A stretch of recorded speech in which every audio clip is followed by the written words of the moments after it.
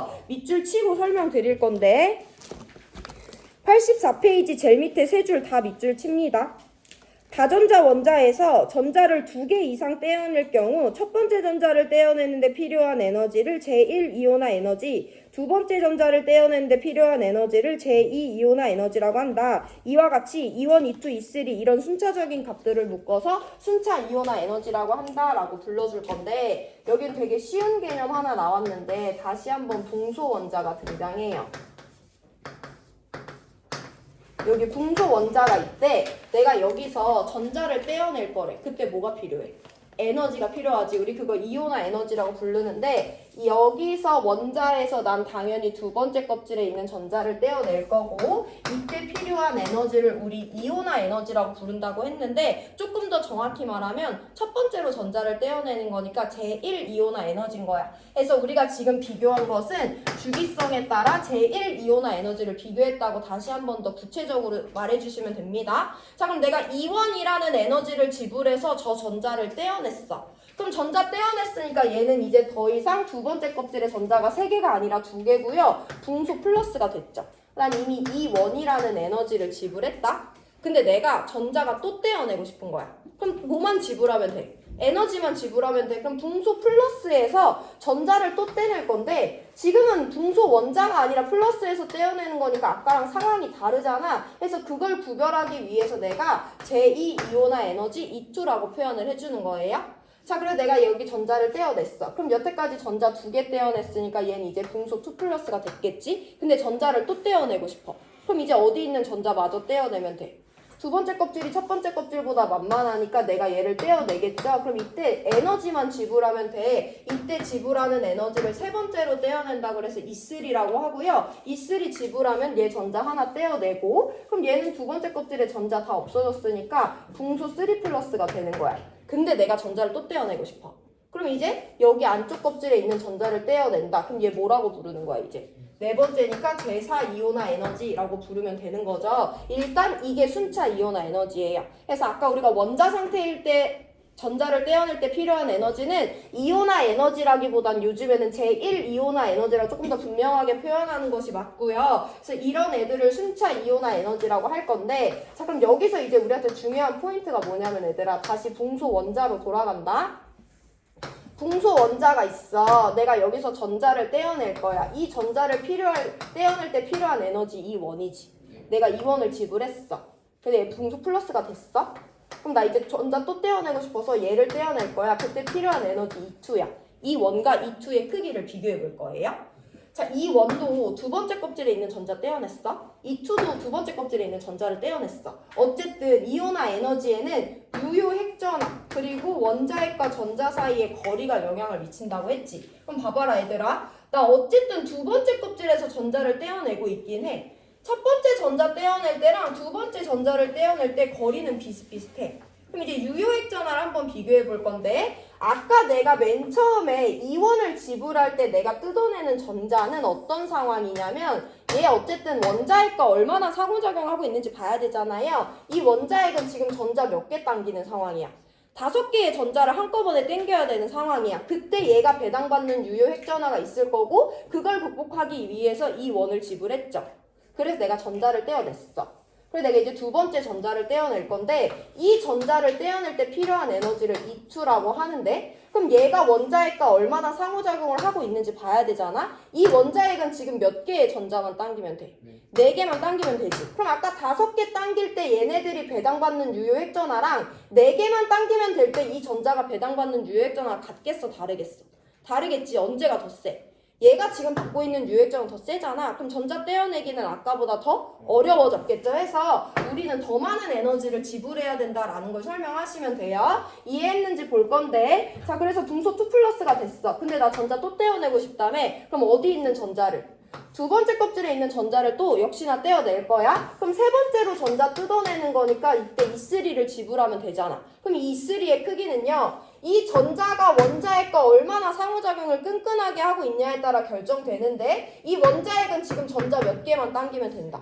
원자핵은 계속 플러스 5인데 5개, 4개, 3개 점점 당겨야 되는 전자의 개수가 줄어들지. 그럼 이 전자가 배당받는 유효핵전의 크기는 더 높아졌겠죠. 얘랑 얘 사이의 상호작용이 크기 때문에 E1보다 E2보다 E3보다 E5 쭉쭉쭉 갈수록 계속해서 커지는 게 일단 일반적인 경향성이에요. 이것도 중요합니다. 자, 그럼 내가 그래서 이 전자를 떼어냈어. 그 다음에 내가 이제 분소 3+가 됐는데도 불구하고 전자를 또 떼어내고 싶은 거야. 그럼 어디 있는 전자 떼어내면 돼? 이 첫 번째 껍질에 있는 전자 떼어내면 되고, 우리 그거 E4라고 부른다고 했잖아. 그럼 E4를 떼어낼 때 이 전자는 당연히 세 번째 전자를 뜯어낼 때보다 유효액전화가 훨씬 높겠지.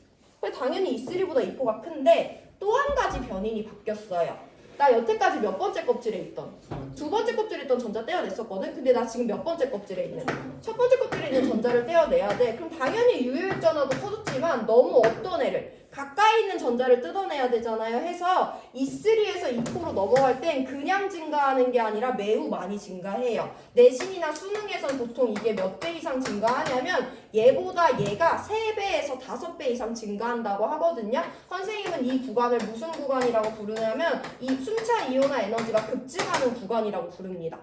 이 급증하는 구간이 순차 이온화 에너지에서 가장 중요한 자료가 되겠는데요. 그럼 얘가 뭘 알려주겠니, 얘들아? 급증하는 구간 찾으면 뭐 할 수 있어?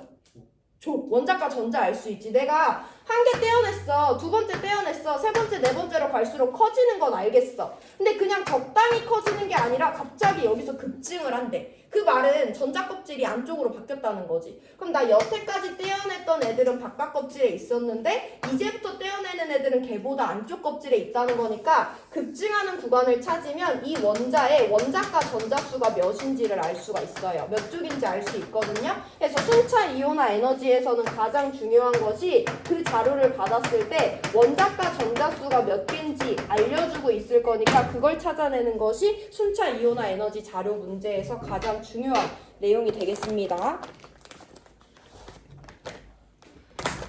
정리해보시고 우리 바로 문제풀이 11번 들어갈 거거든요. 이온화 에너지 배웠습니다. 전자를 떼어낼 때 필요한 에너지 이온화 에너지예요. 전자를 떼어낼 때는 원자핵과 전자가 상호작용을 하고 있기 때문에 그걸 끊어야 돼서 에너지가 드는 거기 때문에 이온화 에너지는 결국엔 원자핵과 전자 사이의 상호작용에 의해서 결정이 됩니다. 그래서 같은 주기에서 원자번호 커질수록 이온화 에너지 커지고요. 같은 쪽에서 원자번호 커질수록 이온화 에너지 작아져. 주기율표상에서 오른쪽 위로 갈수록 이온화 에너지 커지고 왼쪽 아래로 갈수록 이온화 에너지 작아진다라는 거 설명하셔야 되고, 그 와중에 예외가 있어요. 예외가 꼭 많이 나오기 때문에 얘들아 예외를 꼭 알고 있어야 되는데 같은 주기에서 2족 13족과 15족 16족에서 예외가 있어요. 그래가지고 그 내용을 알고 계셔야 되고, 그 다음에 우리 순차 이온화 에너지 배웠는데요. 순차 이온화 에너지는 당연히 이 1, 2, 3, 4, 5 n차가 높아질수록 점점 커지는 값이다 라는 것도 알고 있는 것도 중요하지만 일단 순차 이온화 에너지가 나오면 원자과 전자가 몇 개인지 자료 해석을 꼭 하려고 하셔야 되고요. 거기까지 하면 우리 이제 순차 이온화 에너지 자료 해석까지 마무리됩니다. 그래서 우리 문제 11번 풀어볼 거니까 읽어보고 계시고,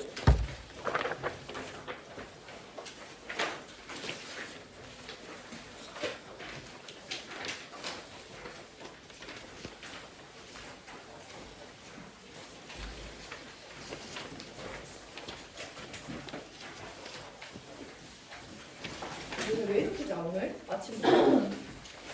아침에 밤에 자고 왔잖아. 왜 이렇게 자? 아침에도 가야 돼. 진짜?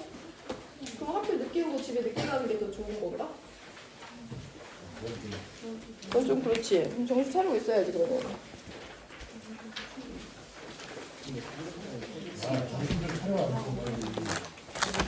야 누가 정신 안 차려? 안소연이야 노현도야 누구야? 현도야 너 진짜 오늘 정신을 왜 이렇게 못 차려?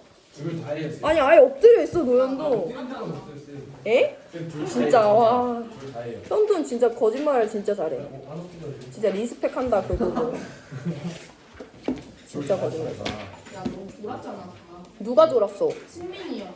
좀 졸기까지? 눈 감고 있는 거 제가 언제 복습하는 건가? 졸기까지? 복습이잖아 복습. 우리 수현씨가 문제 풀었잖아 이거. 5번.